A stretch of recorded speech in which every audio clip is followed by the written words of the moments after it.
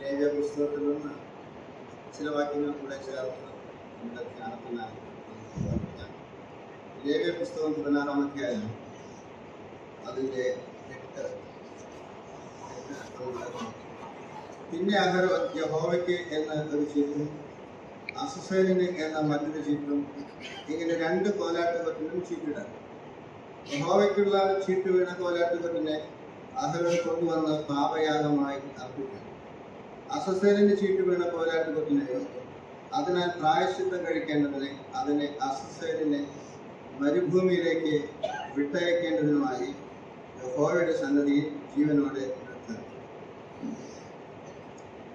അതേ അധ്യായത്തിന്റെ 21-22 വാക്യം. ജീവനോടെ ഇരിക്കുന്ന കോലാട്ടുകൊറ്റിന്റെ തലയിൽ അഹരോൻ കൈ രണ്ടും വെച്ച് ഇസ്രായേൽ മക്കളുടെ എല്ലാ കുറ്റങ്ങളും സകല പാപങ്ങളുമായ ലംഘനങ്ങളൊക്കെയും ഏറ്റുപറഞ്ഞ് കോലാട്ടുകൊറ്റിന്റെ തലയിൽ ചുമത്തി നിയമിക്കപ്പെട്ട ഒരാളുടെ കൈവശം അതിനെ മരുഭൂമിയിലേക്ക് അയക്കണം. കോലാട്ടുകൊറ്റിന് അവരുടെ കുറ്റങ്ങളൊക്കെയും ശൂന്യപ്രദേശത്തേക്ക് ചുമന്നു കൊണ്ടുപോകണം. അവൻ കോലാട്ടുകൊറ്റിനെ മരുഭൂമിയിൽ വിടയണം. ഈ ഭാഗം വിശദ രൂപത്തിൽ നമുക്ക് അറിവുള്ളതാണ്. എങ്കിലും കർത്തൃമേശയുള്ള ബന്ധത്തിൽ കടന്നു വരുമ്പോൾ കർത്താവിന്റെ കഷ്ടാനുഭവത്തെയും അവന്റെ മരണത്തെയും അവന്റെ പുനരുദ്ധാനത്തെയും അവൻ വീണ്ടും വരുമെന്നുള്ള പ്രത്യാശയോടുകൂടെ ദൈവജനം അവനെ ഓർത്ത് സ്തുതിയും സ്തോത്രവും കരയറ്റുന്ന സന്ദർഭമാണ്. വായിച്ച ഭാഗത്ത് നാം കാണുന്നത് 2 കോലാട്ടുകൊറ്റന്മാരെയാണ്. 2 കോലാട്ടുകൊറ്റന്മാരെ കൊണ്ടുവന്ന് ഒന്നിനെ അസസേൽ എന്ന് ചീട്ട് വീഴുന്നു, യഹോവയ്ക്ക് എന്ന് ചീട്ട് വീഴുന്നു. 2 ആട്ടുകൊറ്റന്മാരിൽ കൂടെയുള്ള യാഗമാണ് നാം ഇവിടെ കാണുന്നത്. എന്നാൽ നമ്മുടെ കർത്താവിനുള്ള ബന്ധത്തിൽ ഏകയാഗത്താൽ നമുക്ക് രക്ഷ കൈവന്നു എന്നാണ് നാം വായിക്കുന്നത്. ആദ്യത്തെ കോലാട്ടുകൊറ്റൻ യഹോവയ്ക്ക് എന്ന് ചീട്ട് വീണതിന് അവിടെ പാപയാഗമായി അറുക്കുന്ന ഒരു ചിത്രം അത് നമ്മുടെ കർത്താവിൽ നമുക്ക് കാണുവാൻ സാധിക്കും. ദൈവത്തിന് പ്രസാദകരമായ ഒരു യാഗമായിട്ട്, അപ്പോൾ തന്നെ ഒരു പാപയാഗമായിട്ട് അർപ്പിക്കുന്നതായിട്ട് കാണുവാൻ കഴിയും. എന്നാൽ രണ്ടാമത്തെ അസസേലിനെ എന്ന് പറയുന്ന ആട്ടുകൊറ്റൻ മരുഭൂമിയിലേക്ക് ഒരു ബലിഷ്ഠനായ മനുഷ്യനാൽ കൊണ്ടുപോകുന്നതായിട്ട് കാണുവാൻ കഴിയും.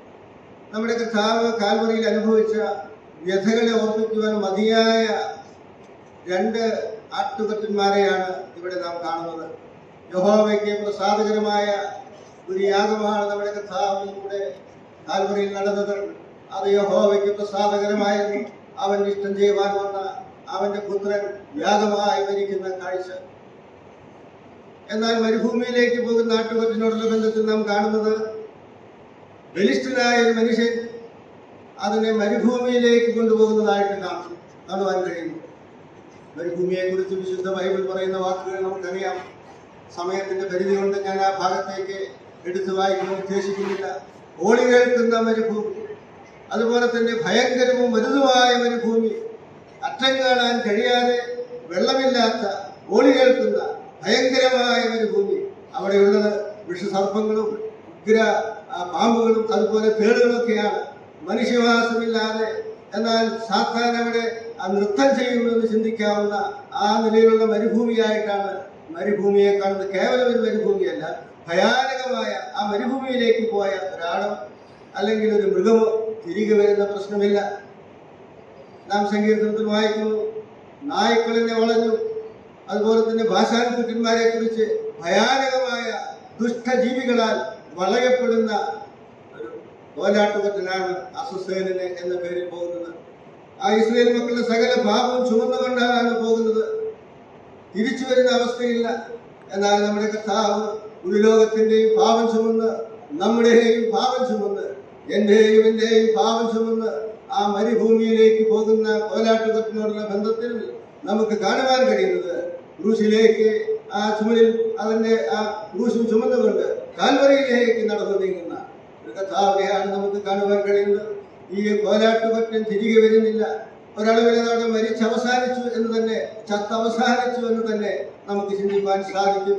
എന്നാൽ ക്രൂശിലേക്ക് പോയ കർത്താവ് അവിടെ വെച്ച് മരിക്കുകയായിരുന്നു എങ്കിൽ ജയാളിയായി കല്ലറകളെ തകർത്ത് മരണത്തെ തന്റെ മരണം കൊണ്ട് തോൽപ്പിച്ച് പാപികളാകുന്ന നമുക്ക് രക്ഷ നൽകിക്കൊണ്ട് അവൻ മൂന്നാം നാൾ ഉയർത്തെഴുന്നേറ്റവനാണ്. അവൻ മൂന്നാം നാൾ ഉയർത്തെഴുന്നേറ്റവനാണ്.